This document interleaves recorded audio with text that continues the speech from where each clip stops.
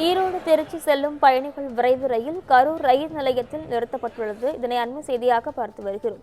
திருச்சி அருகே பராமரிப்பு வேலை நடப்பதால் 3 மணி நேரம் அவ்வழியே ரயில்கள் இயங்காது என அதிகாரிகள் விளக்கம் அளித்து வருகின்றனர். இது தொடர்பான காட்சிகளை பார்த்து வருகிறோம். இது தொடர்பான முழுமையான விவரங்களுடன் செய்தியாளர் கிருஷ்ணமூர்த்தி இணைப்பில் இருக்கிறார். வணக்கம் கிருஷ்ணமூர்த்தி, விவரங்கள் என்ன பதிவு செய்யுங்க? நிச்சயமாக ஈரோட்டில் இருந்து கரூர் வழியாக திருச்சி வரை செல்லும் பயணிகள் விரைவு ரயில் வண்டியானது வழக்கமாக தினசரி சென்று வருகிறது. இந்நிலையில் வழக்கம் போல ஈரோட்டில் இருந்து திருச்சி செல்வதற்காக இந்த ரயில் மூலமாக பயணிகள் டிக்கெட் எடுத்து ரயிலில் ஏறி வந்தனர். கரூரில் இருந்து திருச்சி செல்லும் ரயில்வே பாதையில் திருச்சி கோட்டை அருகே தண்டபாலத்தில் பராமரிப்பு பணி நடைபெற்று வருவதால் 3 மணி நேரத்திற்கு மேலாக அந்த வழியில் ரயில்கள் இயங்காது என சேலம் கோட்ட ரயில்வே நிர்வாகம் திடீரென அறிவிப்பு வெளியிட்டுள்ளது.